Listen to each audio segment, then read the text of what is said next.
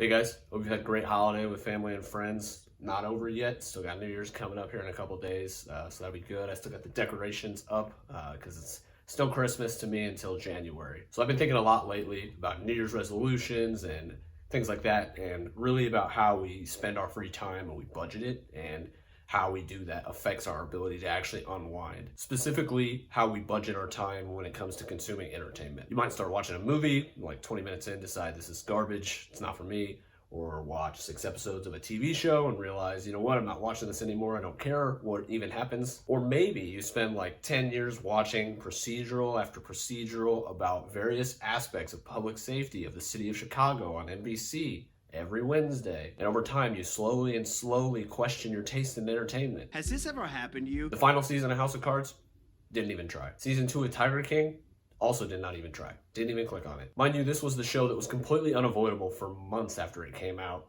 to the point where it had its own genre of memes on every platform. Just a few weeks ago, Abson and I started watching the 3rd season of The Circle, a show we really liked for the first 2 seasons. And we watched 2 episodes of season 3, and as soon as the credits rolled the second time, we just knew it was done. We're not watching this anymore, don't care what happens, it's just too boring. My point with those examples is that clearly we and everyone else are capable of budgeting our time and really deciding, okay, this is a waste of time, this is worth my time for one reason or another, whether it's quality entertainment or we really enjoy it for another reason. And it's that last part I really want to talk about today, those instances where we have a really hard time looking away.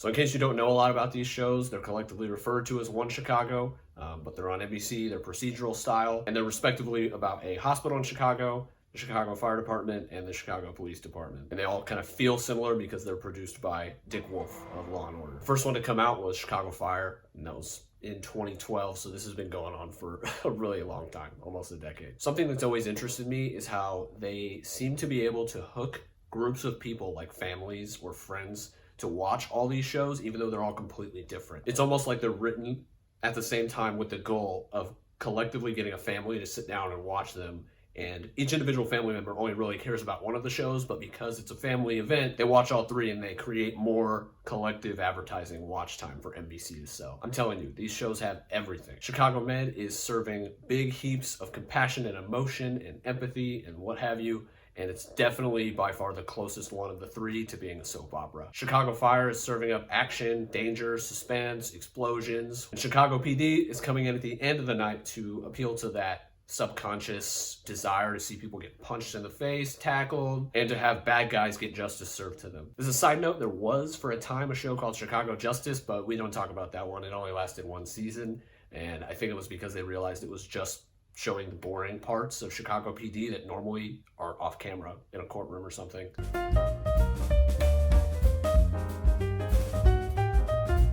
So the writing.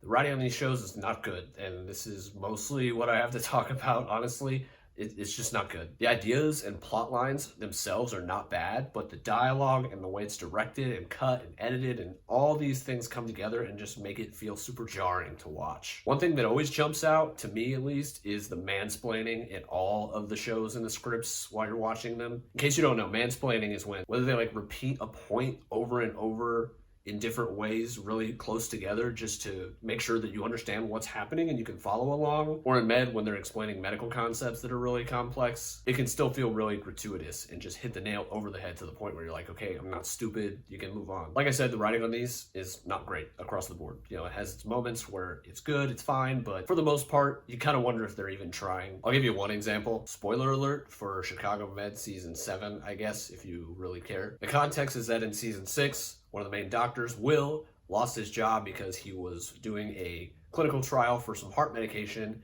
and he was crossing ethical boundaries at times and pushing it a little bit too much. And then one of the other doctor characters actually stole some of the pills from the trial and got the hospital in trouble. In the finale of last season, he took the fall for this doctor, lost his job, was fired entirely. And then in like the first episode of season 7, they bring him back and offer him his job back if he agrees to go on a secret mission for the bosses. Now on the show, there's a new character. He's a doctor. He's working with a company called Vasic.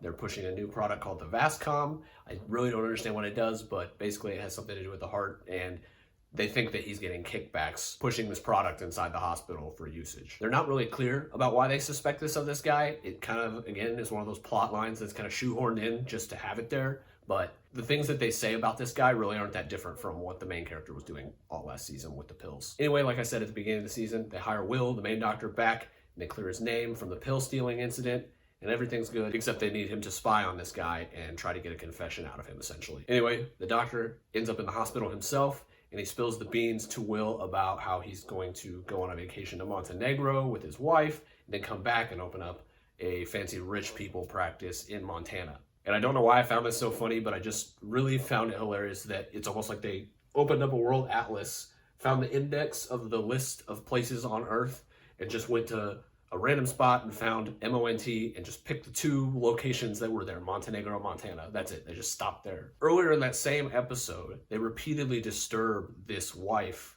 who's there with her husband who's sick. They don't know what's wrong with her, but they disturb her twice. Once to tell her insurance isn't working, and then again, they come back because the credit card that they gave them to replace the insurance also isn't working. They wrote this in so that they can later surprise you with the fact that she's sick because she spends her days in a storage locker. She got bit by a rat. But it just doesn't make sense. This is not something that would happen in a real hospital, at least not while they're actively trying to treat you in an emergency room. I really do appreciate the economic point they're trying to make, that a lot of people in this country are on hard times, but it needs to make more sense. It needs to fit.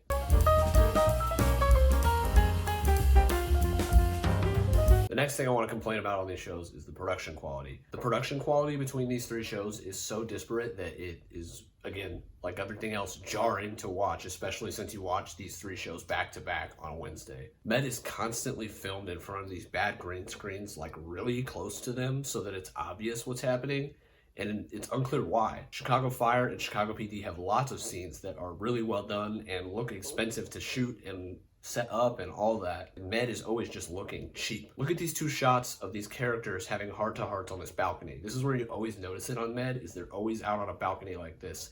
And it's just so jarring to watch because they really could have just gone to a rooftop somewhere in Chicago. It's just so hard to watch. And I really think most shows decide not to do things like this just because it's so hard to replicate the lighting that's on people's faces and match that up with the sunlight that was outside when they took the sample shot for the stock photo to put on the green screen.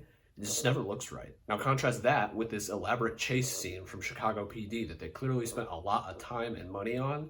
Maybe they just had to put all their money in one place, and that's why Med has to look the way it does sometimes. Honestly, the differences are so stark at times that when I made this video, I really wondered if maybe they film them in different places, California versus Illinois, things like that. But no, they're really all just filmed at the same studio in Chicago, besides their outdoor shots and things like that. I also think Chicago Fire and PD get a lot of natural help in looking better just because of the nature of those jobs that they're showing people do. A lot of it just happens outside and they have to film it outside. But the balcony shots in Med have to be a green screen apparently. All that being said though, these are Dick Wolf shows. So the guy does know what he's doing. He has an expensive team behind him, I'm sure. So I want to give him props for cool stuff like this scene where they're going around a table doing some interviews. I believe last season. The way they shoot it, they actually don't even have to cut it. They just circle the table with the camera and the actors actually jump in and out of frame one after the other while they're going around. And so I thought that was really cool. Credit where credit is due.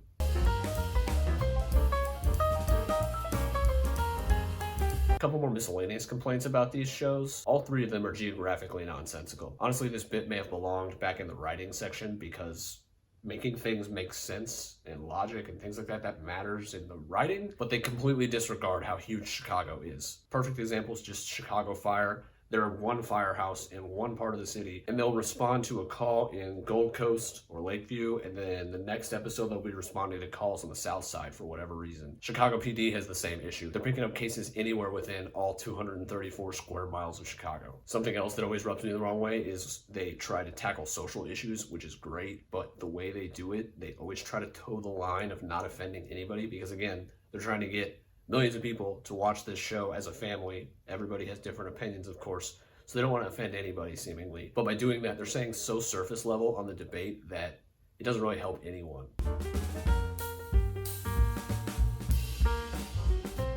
Product placement. I know this is a thing everywhere, but with these shows specifically, again, watching them one after the other each week, You really see it. One of the biggest ones, and it's obvious without actually watching to the end and seeing it in the credits, is Apple. There's Apple devices everywhere in these shows. There's authentic FaceTime sounds, tons of sweeping shots of IMAX across the emergency room, everyone using an iPhone, and everyone using iPads, and they're using these devices blatantly, and sometimes it's almost apparent that they're trying to do the product placement as an actor, and it's interfering with them reading their lines and responding to the other actors. And then more recently in this season of Chicago Med, it's really felt sponsored by Subaru, even though I checked.